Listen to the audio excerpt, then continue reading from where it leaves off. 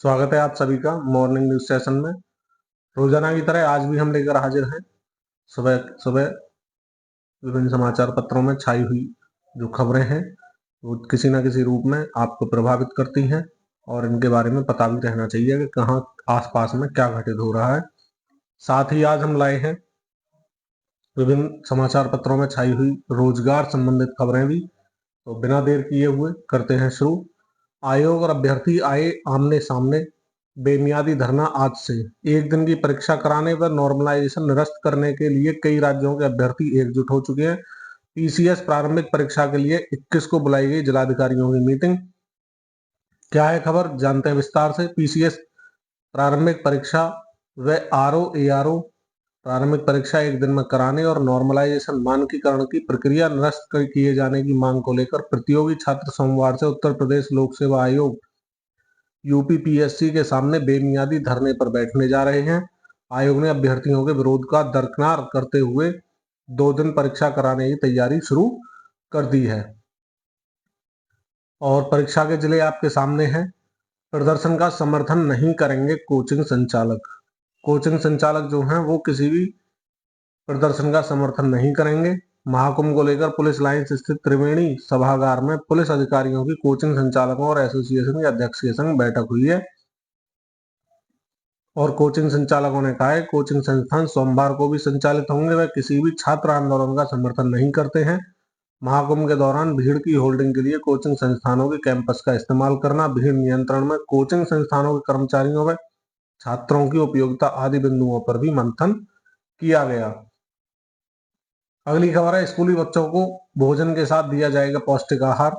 उत्तर प्रदेश से खबर है ये भी। परिषदीय प्राथमिक व उच्च प्राथमिक स्कूल के बच्चों को पौष्टिक भोजन के साथ अब अतिरिक्त पोषाहार भी उपलब्ध कराया जाएगा। यह अतिरिक्त पोषाहार बच्चों को विशेष साप्ताहिक पोषण कार्यक्रम के तहत प्रत्येक गुरुवार को दिया जाएगा। इसमें मूंगफली की चिक्की, बाजरे के लड्डू और भुना हुआ चना आदि शामिल हैं। होगा क्या, बच्चों के शारीरिक और मानसिक विकास को बढ़ावा देने के लिए प्रदेश सरकार ने यह पहल शुरू की है। आगे खबर है, नीट यूजी में अवसरों की संख्या हो सीमित, 4 ही मौके मिले। उच्च स्तरीय समिति ने एनटीए के बड़े बदलावों की है सिफारिश। क्या है खबर, नेशनल टेस्टिंग एजेंसी एनटीए ने सुधार को लेकर इसरो के पूर्व प्रमुख के राधाकृष्णन की अगुवाई में गठित उच्च स्तरीय कमेटी की सिफारिशों को स्वीकार किया गया। तो आने वाली इस परीक्षाओं में बड़े बदलाव देखने को मिलेंगे। सबसे अहम बदलाव मेडिकल प्रवेश परीक्षा नीट यूजी में होगा, जहां परीक्षा के अवसर सीमित किए जाएंगे। तो देखते हैं इस पर आगे क्या फैसला आता है। इस बार अब तक जो होता आया, 8 बार तक इस समय एक छात्र नीट में शामिल होता है। 24 लाख ने 2024 में दी थी मेडिकल प्रवेश परीक्षा। तो अब आने वाला समय क्या होता है, होगा बड़ा नुकसानदायक ही उन प्रतियोगी छात्रों के लिए जो बेचारे तैयारी करते हैं और साथ में मौके कम मिलना कहीं ना कहीं उनके लिए नुकसानदायक साबित होने वाला है। अगली खबर है, जस्टिस संजीव खन्ना आज संभालेंगे सीजेआई का पदभार। जस्टिस चंद्रचूड़ रविवार को हुए सेवानिवृत्त। शुक्रवार था आखिरी कार्य दिवस। ईवीएम, चुनावी बॉन्ड और अनुच्छेद 370 पर अहम फैसलों का हिस्सा रहे हैं जस्टिस खन्ना। सुप्रीम कोर्ट के कई ऐतिहासिक फैसलों का हिस्सा रहे जस्टिस संजीव खन्ना सोमवार को देश के 51वें प्रधान न्यायाधीश का पदभार जो ग्रहण करेंगे। राष्ट्रपति द्रौपदी मुर्मू सुबह 10 बजे राष्ट्रपति भवन में आयोजित समारोह में उन्हें शपथ दिलाएंगी। वह जस्टिस डीवाई चंद्रचूड़ का स्थान लेंगे जो रविवार को सेवानिवृत्त हो गए हैं। जस्टिस खन्ना का कार्यकाल 13 मई 2025 तक रहेगा। अब घर बैठे ऑनलाइन परेशानी बता सकेंगे रिटायर्ड पीपीएस अधिकारी। डीजीपी ने वार्षिक सम्मेलन में पीपीजीआरएस पोर्टल का शुभारंभ किया है। रिटायर्ड पीपीएस अधिकारी अब पोर्टल के माध्यम से अपनी समस्याओं को ऑनलाइन भेजकर घर बैठे ही उनका समाधान प्राप्त कर सकते हैं। डीजीपी प्रशांत कुमार ने रविवार को महानगर स्थित पुलिस रेडियो मुख्यालय के प्रशिक्षण केंद्र में आयोजित PPS retired officer welfare association के वार्षिक अधिवेशन में PPGRS police pensioners grievance redressal system portal का शुभारंभ किया। उसी अवसर पर उन्होंने ये बात कही है। अंतर्राष्ट्रीय व्यापार मेले के टिकट की बिक्री आज से शुरू हो गई है। मेट्रो और भारत मंडपम के ऐप पर उपलब्ध होंगे क्यूआर टिकट। 14 से 27 नवंबर तक चलने वाले अंतर्राष्ट्रीय व्यापार मेले के लिए टिकट बिक्री सोमवार से शुरू हो गई है। लोग डीएमआरसी के आधिकारिक ऐप के साथ साथ भारत मंडपम के ऐप से भी क्यूआर टिकट खरीद सकते हैं। इसके लिए बीते दिनों Delhi metro rail corporation, DMRC और India trade promotion organisation ITPO ने एक समझौता किया था। एक व्यक्ति मैक्सिमम 10 टिकट बुक कर सकेगा। तो आप भी जाने के इच्छुक हैं तो अपना टिकट करा सकते हैं ऑनलाइन माध्यम से ही। ठगी के लिए अब डिजिटल रिश्ते को हथियार बना रहे हैं साइबर जालसाज। खबर क्या है? पिग बूचरिंग स्कैम से खाता कर रहे खाली। पहले म्यांमार था अड्डा, कंबोडिया को बनाया उन्होंने निशाना। डिजिटल अरेस्ट की बढ़ती घटनाओं के बीच ठगों ने जालसाजी का नया तरीका इजाद कर लिया है। वह डिजिटल अरेस्ट की जगह डिजिटल रिश्ता यानी पिग बूचरिंग स्कैम के जरिए लोगों को अपना शिकार बना रहे हैं। दक्षिण पूर्वी एशिया में स्थित कंबोडिया ठगी का उनका अड्डा बना हुआ है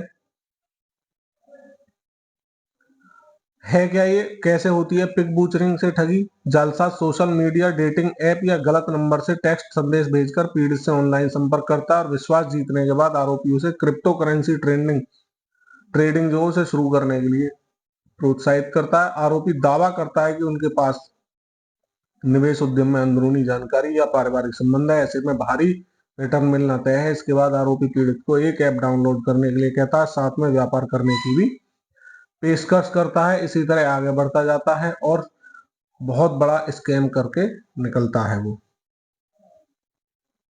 आगे खबर है, पेयजल में बढ़ता फ्लोराइड का स्तर बना रहा दिव्यांग। बहुत ही गलत खबर है। कमजोर हो रही हड्डियां, दांत हो रहे खराब, मस्तिष्क पर भी नकारात्मक प्रभाव। भूजल में बढ़ती फ्लोराइड की मात्रा शरीर को दिव्यांग बना रही है। देश के 11 राज्यों के कई जिले इससे प्रभावित हैं। इसके कारण से यानी समय से पहले हड्डियां कमजोर हो रही हैं। हर उम्र के लोगों के दांत खराब हो रहे हैं। यही नहीं, मस्तिष्क सहित शरीर के दूसरे अंगों पर भी नकारात्मक प्रभाव पड़ रहा है। दिल्ली एनसीआर के जो जिले हैं प्रभावित वो आपके सामने हैं। दिल्ली के उत्तर पश्चिमी दिल्ली, दक्षिण पश्चिमी दिल्ली और पूर्वी दिल्ली, एनसीआर में फरीदाबाद सहित कई अन्य जिले, काफी इलाके जो हैं क्या है, फ्लोराइड मात्रा ज्यादा पाई गई है जिससे ये प्रभावित है। डॉक्टरों का कहना है कि इन जिलों में सर्वे के दौरान पाया गया है कि यहाँ रहने वाले कई बीमारियों से पीड़ित हैं। तो वैसे मानक जो होना चाहिए, विश्व स्वास्थ्य संगठन के तहत 1.5 मिलीग्राम प्रति लीटर फ्लोराइड होना चाहिए पानी के अंदर। भारतीय मानक ब्यूरो BIS कहता है कि 1 मिलीग्राम प्रति लीटर चल सकता है। तो अगर बचाव करना है तो पानी की गुणवत्ता की समय समय पर जांच कराएं। शुद्ध पानी के लिए विकल्प की तलाश साथ में करते रहें जिससे कि आपको शुद्ध पानी मिलता रहे। एक और बड़ी खबर है आपके सामने, देश में बन रहे मृत्यु प्रमाण पत्रों में से केवल 2% ही सही है। देश में बन रहे तकरीबन 98% मृत्यु प्रमाण पत्र मानकों पर खरे नहीं उतरते। इनमें कुछ ना कुछ खामियां रहती हैं। Indian journal of medical research में प्रकाशित एक अध्ययन में दावा किया गया है कि सभी 12 मानकों पर महज 2% प्रमाण पत्र ही सही निकले हैं। क्या गलतियां हैं? टाटा मेमोरियल कैंसर हॉस्पिटल की शोधकर्ता डॉक्टर पायल सिंह और अन्य डॉक्टरों द्वारा जारी किए जाने वाले मृत्यु प्रमाण पत्रों में 12 प्रकार के जो चूक हैं उनको चिन्हित किया गया है, जिनमें से 6 बड़ी चूक हैं लेकिन 6 मामूली गलतियां हैं। तो परिजनों की उदासीनता भी इसमें एक बड़ा कारण है। कई बार मृत्यु का सही कारण इसलिए भी दर्ज नहीं हो पाता क्योंकि परिजन अनुरोध करते हैं कि पोस्टमार्टम ना किया जाए। ऐसे में डॉक्टर मृत्यु का स्पष्ट कारण न लिख सामान्य मौत करार दे देते हैं। सही पर मृत्यु प्रमाण पत्र नहीं होने से क्या नुकसान हो जाते हैं? जिन मामलों में इसका इस्तेमाल कानूनी प्रक्रिया के लिए होना है वहां अड़चन आ सकती है। बीमा या कोई अन्य क्लेम जो वो खारिज हो सकता है। उत्तराधिकारी के मामले में भी मुश्किल हो जाती है। हत्या के मामलों में भी मृत्यु प्रमाण पत्र की गड़बड़ी के आरोपी जो होते हैं उनको संदेह का लाभ मिलने की आशंका रहती है। इसके अलावा बीमारियों से मौत के मामले में किसी बीमारी के फैलाव या महामारी जो है उसको लेकर सटीक सूचना नहीं मिल सकती। तो कई नीतियां हैं जिन्हें तय करने में मृत्यु की वजहों का भी ध्यान दिया जाता है। ऐसे में योजनाओं के लिए सही आंकड़े भी नहीं मिल पाएंगे। आगे खबर है, लंबे जीवन के लिए कृत्रिम उजाले में कम समय गुजारें। कृत्रिम मीन्स मानव निर्मित जो उजाला होता है लाइट का या आपके मोबाइल का या कंप्यूटर का, ये है 90,000 लोगों पर शोध। रात की रोशनी जीवन चक्र के लिए खतरनाक। सर्कैडियन रिदम प्रभावित होने से शरीर का चक्र पर असर हो जाता है। और क्या नुकसान है, दिल और पाचन पर भी असर है। सुबह 3 से 4 बजे के दौरान चमकती रोशनी में काम करने से दिल और पाचन तंत्र प्रभावित होता है। नाइट शिफ्ट में काम करने वाले लोगों में इसका असर ज्यादा देखा गया है। सर्कैडियन रिदम शरीर के भीतर का बॉडी क्लॉक होता है, इसी के तहत शरीर के अंगों से जुड़ी प्रक्रियाएं जो है वो पूरी होती है। आपका शरीर जो है ये पहचानता भी है, जब रोशनी के संपर्क में आता है तो मस्तिष्क को सिग्नल जाता है कि ये दिन की रोशनी है रात की। तो रात की रोशनी में ब्लू लाइट होती है, किरणें सूर्य की किरणों से अलग होती हैं। दिन की रोशनी में शरीर नींद के लिए जरूरी मेलाटोनिन हार्मोन कम छोड़ता है और रात में ज्यादा छोड़ता है। और और भी आगे खबर है कि 2:30 बजे का समय सबसे ज्यादा खतरनाक होता है। रात की रोशनी एक ऐसा चक्र है जो जीवन के सबसे ज्यादा खतरनाक रात के 2:30 बजे से 3 बजे का समय, इस समय पड़ने वाली जो रोशनी है जीवन को जोखिम ज्यादा रहता है। इसका कारण सर्केडियन रिदम है। बॉडी क्लॉक के अनुसार ये समय शरीर की आराम की मुद्रा होती है। सर्केडियन रिदम प्रभावित होने से जान का जोखिम भी बढ़ता है। और ये शोध हुआ है, शोध के प्रमुख हैं लेखक डैनियल विंड्रेड। इनका कहना है कि रात की रोशनी स्वास्थ्य और लंबी उम्र के लिए खतरा है। और ये जो सर्वे हुआ है ऑस्ट्रेलिया के फ्लिंडर्स यूनिवर्सिटी के वैज्ञानिकों ने किया है। आगे खबर है, फ्री क्रैश कोर्स से जेईई की तैयारी कराएगा आईआईटी। क्या है खबर, आईआईटी कानपुर के छात्रों को 45 दिन का निःशुल्क क्रैश कोर्स के माध्यम से जेईई मेंस की तैयारी कराया गया। कोर्स शिक्षा मंत्रालय के निर्देश पर आईआईटी ने अपने साथी ऐप के माध्यम से शुरू किया है। यह कोर्स विशेष रूप से जनवरी 2025 में होने वाली परीक्षा की तैयारी के लिए तैयार किया गया है। यह कोर्स 11 नवंबर से शुरू होगा, जो पूरी तरह निःशुल्क है। आप भी अगर चाहते हैं तो इसके लिए आपको जाना पड़ेगा sathi.iitk.ac.in पर या iOS व एंड्रॉयड दोनों डिवाइस पर। साथ ही मोबाइल ऐप से क्या करेंगे, आप रजिस्ट्रेशन करा सकते हैं मोबाइल के माध्यम से। दोपहर 3 से शाम 6 के बीच लाइव ऑनलाइन क्लास का सत्र रहेगा, जिसमें आईआईटी के छात्र जो हैं वो आपको प्रशिक्षण देंगे। कहीं ना कहीं बड़ी अच्छी पहल है और सस्ते में ही और निःशुल्क हो रहा है, तो आप जाकर के कर सकते हैं। नीट यूजी के सेंटर नवोदय और केंद्रीय विश्वविद्यालय में बनाने का प्रस्ताव जारी किया गया है। जेईई की तरह 2 स्टेज में हो रही नीट यूजी, अनलिमिटेड नहीं, 4 अटेम्प्ट मिले। और बदलाव की 5 बड़ी सिफारिशें हैं। कैंडिडेट अधिक होने से जेईई की तरह नीट यूजी 2 फेज में हो। पेपर लीक से बचने के लिए हाइब्रिड मॉडल्स में एग्जाम कराए जाएं। आउटसोर्सिंग की जगह अपने सेंटर पर ही परीक्षा कराना बेहतर। कॉमन यूनिवर्सिटी एंट्रेंस टेस्ट यानी सीयूईटी में सब्जेक्ट कम हो। संविदा की जगह एनटीए में परमानेंट कर्मचारियों की संख्या बढ़ाएं। अब तक क्या है, अब तक 7-8 बार शामिल हो जाते हैं छात्र। 2 स्टेज में हो नीट, ये भी बात चल रही है। कमेटी ने कहा है कि नीट यूजी का एग्जाम कई स्टेज में होना चाहिए। जेई में जिस तरह मेंस और एडवांस 2 एग्जाम होते हैं, उसी तरह नीट का एग्जाम भी 2 स्टेज में होना चाहिए, क्योंकि नीट का एग्जाम देने वाले कैंडिडेट की संख्या बहुत ज्यादा होती है। इस साल नीट यूजी के लिए 20 लाख से ज्यादा कैंडिडेट ने रजिस्ट्रेशन करवाया। सूत्रों की माने तो कमेटी आने वाले दिनों में तकनीकी पहलुओं को लेकर अपनी एक रिपोर्ट देगी।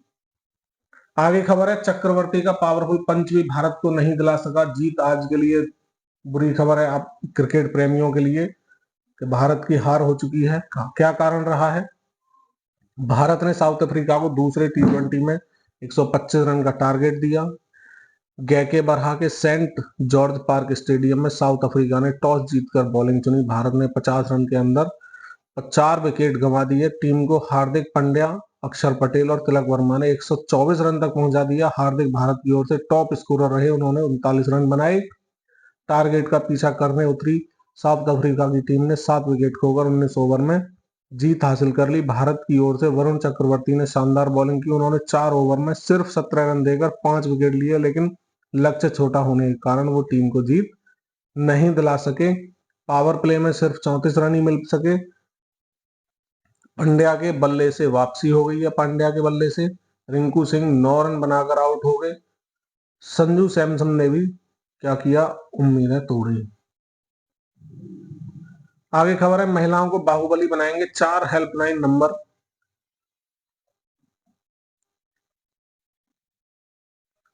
जानते हैं खबर विस्तार से, महिलाओं की सुरक्षा से जुड़ी हुई है। 4 नंबर हैं। 1090 नंबर महिलाओं को बनाएगा पावरफुल। 112 नंबर आपातकाल में हमेशा करेगा मदद। 1098 नंबर बच्चों की समस्या को दूर करेगा दूर। और 1076 नंबर कोई ना सुने तो करें सीएम को सीधे कॉल।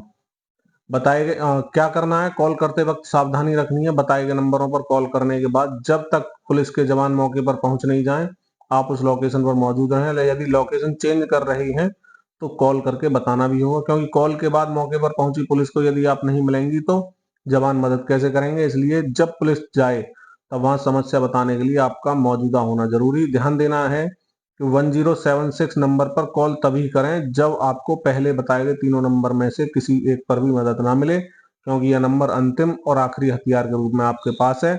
इन नंबरों पर कॉल तब करें जब आप सफर में हो या मार्केट अथवा स्कूल कॉलेज में हो, वहां आपको असुरक्षा जैसी स्थिति महसूस हो। पर्सनल झगड़े हैं तो पुलिस के लिए केवल 112 ही दबाएं और कॉल करें। अंधेरी रात हो या दिन का उजाला, चौराहे हो या फिर गली मोहल्ले और स्कूल कॉलेज के मार्केट, कहीं भी महिलाओं को, छात्राओं को अथवा किसी से घबराने की जरूरत नहीं है, बशर्ते हम जो 4 नंबर अभी दिए गए हैं इनको अपने पास में संभाल के रखें, अपने डायल में डाल के रखें। आगे खबर है, 38 दिन बाद ऑस्ट्रेलिया पहुंची नेवी ऑफिसर। समुद्र के रास्ते दुनिया भ्रमण पर निकली हैं रूपा और दिलना। भारतीय नौसेना के महिला अधिकारी लेफ्टिनेंट कमांडर दिलना के और लेफ्टिनेंट कमांडर रूपा ए सागर 2 अक्टूबर को समुद्र के रास्ते या क्या है 2 अक्टूबर को समुद्र के रास्ते दुनिया भ्रमण के इरादे से निकली थी और समुद्र में कठिन मौसम का सामना करने के बाद वे भारत से फ्रीमेंटल ऑस्ट्रेलिया पहुंची। संडे के रेस्ट के बाद वे अब यात्रा के दूसरे चरण को तैयार हैं। 40,000 किलोमीटर से अधिक की दूरी तय करेंगी दोनों महिला ऑफिसर।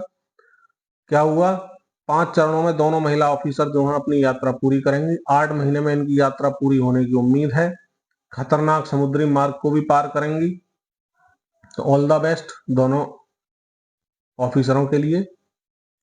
यूपी बोर्ड से के लिए बहुत अच्छी खबर है। यूपी बोर्ड से जो जुड़े हुए छात्र हैं, अध्यापक हैं, 7,657 परीक्षा केंद्र बनाए गए हैं यूपी बोर्ड परीक्षा के लिए प्रदेश भर में।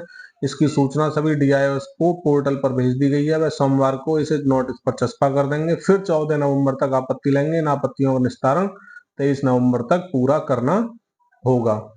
आगे खबर है, विश्वविद्यालय कॉलेजों में शिक्षकों की भर्ती के नियम बदलेंगे। शिक्षक पात्रता के लिए स्टार्टअप आइडिया, पेटेंट, उद्यमिता जैसे नए मानकों को भी जोड़ा जाएगा। नई व्यवस्था क्या है, ग्रेजुएशन, पीजी, पीएचडी के विषय अलग हैं तो भी शिक्षक बन सकेंगे। मौजूदा व्यवस्था क्या है, शोध पर जरूरत से ज्यादा जोर, जो काबिल ग्रेजुएट तैयार करने में रोड़ा आती है। जरूरी है कि फैकल्टी में सर्वश्रेष्ठ प्रतिभाएं भी हों। एक बार जान लेते हैं विस्तार से। देश में अब ग्रेजुएट डिग्रीधारी भी सीधे उच्च शिक्षण संस्थानों में बतौर फैकल्टी नियुक्त हो सकेंगे, बशर्ते, शर्त क्या है इनमें, उद्यमिता, स्टार्टअप जैसे नए क्षेत्रों, उद्योग भागीदारी को लेकर जुनून हो। यदि ग्रेजुएशन, पीजी और पीएचडी के विषय अलग अलग हैं तो भी उन्हें शिक्षक के रूप में भर्ती किया जा सकेगा। शोध पत्रों के प्रकाशन में जैसे पारंपरिक मानकों के समानांतर उम्मीदवारों के स्टार्टअप इंडिया, उद्यमिता में योगदान, शोध, व्यवसायीकरण, पेटेंट और उद्योग भागीदारी बनाने की क्षमता जैसे नए मानक जोड़े जाएंगे। दरअसल यूजीसी विश्वविद्यालय और कॉलेजों में शिक्षक और अन्य अकादमिक स्टाफ की नियुक्ति को लेकर न्यूनतम योग्यता और मानक बरकरार रखने के लिए 2018 के नियमन में बदलाव करने की तैयारी कर रहा है। आगे खबर है, अगर आप बेरोजगार हैं और रोजगार की तलाश में हैं तो बैंक में 1000 एग्जीक्यूटिव की भर्तियां होंगी। आपके सामने पद हैं, सामान्य वर्ग 448, ईडब्ल्यूएस 100, अन्य पिछड़ा वर्ग 231, अनुसूचित जाति वर्ग 127, अनुसूचित जनजाति वर्ग 94। योग्यता क्या है, किसी भी स्ट्रीम से स्नातक की डिग्री या समकक्ष योग्यता, कंप्यूटर या आईटी का ज्ञान हो, पहले साल वेतनमान 29,000 प्रति माह, दूसरे साल में 31,000 हो जाएगा। न्यूनतम 20 वर्ष, अधिकतम 25 वर्ष की आयु हो। आयु सीमा की गणना 1 अक्टूबर 2024 से होगी। साथ में SC/ST वर्ग को 5 वर्ष और OBC वर्ग को 3 वर्ष की छूट भी दी गई है। चयन प्रक्रिया क्या होगी? Online test, document verification, personal interview और मेडिकल टेस्ट के आधार पर योग्य उम्मीदवारों का चयन किया जाएगा। परीक्षा का पैटर्न क्या होगा? लिखित परीक्षा होगी 200 अंकों की, जिसमें 200 प्रश्न बहुविकल्पीय होंगे। लॉजिकल रीजनिंग, सामान्य और बैंकिंग जागरूकता से 60-60 प्रश्न, अंग्रेजी भाषा और मात्रात्मक ज्ञान योग्यता से 40-40 प्रश्न होंगे। परीक्षा की अवधि 2 घंटा। प्रत्येक गलत उत्तर के लिए 1/4 का नेगेटिव मार्किंग भी रहेगी। आवेदन शुल्क 1,050 रुपए। SC/ST और दिव्यांगों के लिए 250 रुपए केवल। शुल्क का भुगतान आप ऑनलाइन माध्यम से कर सकते हैं, चाहे क्रेडिट कार्ड हो, डेबिट कार्ड हो, नेट बैंकिंग हो या UPI हो। और विस्तृत जानकारी के लिए या रजिस्ट्रेशन के लिए, आवेदन के लिए आप जा सकते हैं www.idbibank.in पर और जाकर के होम पेज पर कैरियर्स विकल्प पर खोलेंगे तो आपको सारी जानकारी वहां पर मिल जाएगी। आगे खबर है, हरियाणा में 2,424 असिस्टेंट प्रोफेसर की नियुक्ति हो रही है। न्यूनतम 21 वर्ष, अधिकतम 42 वर्ष की आयु है, तो आप जाकर के आवेदन कर सकते हैं। आयु की गणना 15 जुलाई 2024 से होगी। अधिकतम आयु सीमा में हरियाणा राज्य के आरक्षित वर्गों को नियमानुसार छूट भी होगी। न्यूनतम 55% के साथ में संबंधित विषय में PG हो, पोस्ट ग्रेजुएट हो आप, 10वीं 12वीं में हिंदी या संस्कृत विषय अनिवार्य रूप से हो, नेट स्लेट या सेट उत्तीर्ण हो या PhD हो। वेतनमान 57,700 से 1,82,400 रुपए रहेगा। चयन प्रक्रिया क्या रहेगी? सब्जेक्ट नॉलेज टेस्ट, इंटरव्यू के आधार पर योग्य उम्मीदवारों का चयन किया जाएगा। तो आप बाकी जानकारी के लिए क्या कर सकते हैं? hbsc.gov.in पर जाएं और वहां पर अपना रजिस्ट्रेशन कराकर आवेदन करें। परीक्षा का प्रारूप क्या होगा वो भी बता दूंगा। स्क्रीनिंग टेस्ट 100 अंकों का, जिसमें 100 प्रश्न बहुविकल्पीय होंगे। परीक्षा 2 घंटे की रहेगी। नेगेटिव मार्किंग 1/4 रहेगी। स्क्रीनिंग टेस्ट में सफल उम्मीदवार सब्जेक्ट नॉलेज टेस्ट में बैठ सकेंगे। सब्जेक्ट नॉलेज टेस्ट 150 अंक का होगा, जिसमें विषय से संबंधित सारे प्रश्न होंगे। और जो यहाँ पर भी पास हो सकते हैं उन्हें फिर इंटरव्यू के लिए बुलाया जाएगा। अंतिम चयन में स्क्रीनिंग टेस्ट के नंबर नहीं जुड़ेंगे। आगे खबर है, रेल कर्मी के आश्रितों को 44.5 लाख मुआवजा मिला है। बरौनी स्टेशन पर शंटिंग के दौरान शनिवार को इंजन और बोगी के बीच क्या हुआ था? दबकर सोनपुर क्या हुआ था? एक मौत हो गई थी, जिसकी जांच सोनपुर मंडल ने शुरू कर दी है। दूसरी ओर हादसे के शिकार पॉइंट्समैन अमर कुमार के परिजनों को रेलवे की ओर से तत्काल 44.52 लाख रुपए से अधिक का मुआवजा दिया गया। राशि का भुगतान उनके आश्रितों के बैंक के खाते में किया जाएगा। साथ ही अमर की मां किरण देवी को अनुकंपा की नौकरी देने की अनुशंसा सोनपुर DRM विवेक भूषण सूद ने कर दी है। भगवान उन जो हादसे का शिकार हुए हैं उनकी आत्मा को शांति दें, और परिवार जो है इसमें कहीं ना कहीं परेशान तो है ही है, इसकी भरपाई कभी नहीं हो सकती है। आगे खबर है, EPFO पोर्टल से जुड़ी दिक्कतें जल्द दूर होंगी। कर्मचारी भविष्य निधि संगठन EPFO की कार्य समिति की केंद्रीय बोर्ड बैठक में कई अहम मुद्दे पर चर्चा हुई है। इनमें EPFO पोर्टल से जुड़ी समस्याओं को जल्द से जल्द दूर करने के लिए कहा गया। IT से संबंधित सॉफ्टवेयर और हार्डवेयर को बेहतर बनाने का भी निर्देश दिया गया है। आगे कुछ पदों पर भर्तियों की मैं बता चुका हूँ। रेलवे में 5,647 पदों पर भर्ती है। गुजरात में 13,852 असिस्टेंट टीचर की भर्ती निकली है। आप जा सकते हैं वहां की आधिकारिक वेबसाइट पर और जाकर के पता लगा सकते हैं। उत्तराखंड में भी 2,000 पदों पर भर्ती के लिए वैकेंसी आई हुई है। और एशियन महिला हॉकी का आगाज आज से हो गया है। आज के मैच जो है, जापान बनाम दक्षिण कोरिया है, चीन बनाम थाईलैंड है, भारत बनाम मलेशिया है। भारत का मुकाबला मलेशिया से है। तो all the best to women hockey team. भगवान बुद्ध की धरती बिहार पहली बार हॉकी के महासंग्राम का गवाह बनने जा रहा है। राजगीर के नवनिर्मित एस्ट्रो टर्फ हॉकी स्टेडियम में सोमवार से एशिया की 6 धुरंधर जो टीम है वो उनके बीच में हॉकी चैंपियंस ट्रॉफी का आगाज होगा। मुख्यमंत्री नीतीश कुमार ने टूर्नामेंट का शुभारंभ करेंगे। 12-15 बजे दोपहर को पहला मैच शुरू होगा। यहाँ 20 नवंबर तक हॉकी का रोमांच, एक्शन और जोश देखने को मिलेगा। चैंपियनशिप में हिस्सा लेने भारत, चीन, जापान, कोरिया, मलेशिया और थाईलैंड टीमें बिहार पहुंच चुकी हैं और रोज 3 मैच खेले जाएंगे। इसके अलावा 13, 15 और 18 नवंबर को रेस्ट रहेगा। इन मैचों से पहले रविवार को सभी टीमों की खिलाड़ियों ने मैदान पर अभ्यास में जमकर पसीना बहाया। भारतीय टीम ने जापान के साथ अभ्यास मैच खेला। क्या है खेल का बदला नियम? वो समय बदल गया है, दिन में होंगे सारे के सारे मैच। दर्शकों का प्रवेश जो रहेगा स्टेडियम में वो निःशुल्क रहेगा। अगर आप भी वहां लोकल से हैं तो जा करके, और लोकल क्या, अगर आप बाहर से भी हैं अदर स्टेट से भी, तो जा करके मैच का लुत्फ उठाएं। प्रतियोगिता का सीधा प्रसारण सोनी लिव पर भी होने वाला है। भारतीय टीम से शानदार प्रदर्शन की उम्मीद है। भारत की कप्तान है, उनका क्या कहना है? भारत की कप्तान है सलीमा टेटे।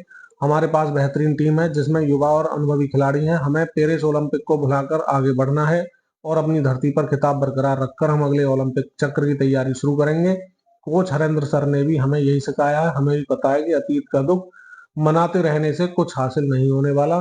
तो all the best to women hockey team.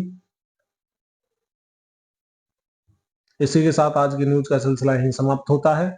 और हाँ, अगर आप वास्तव में समाचार पत्र की इन खबरों को देखते हैं तो आपके लिए रोजाना एक क्विज का हम आयोजन करते हैं।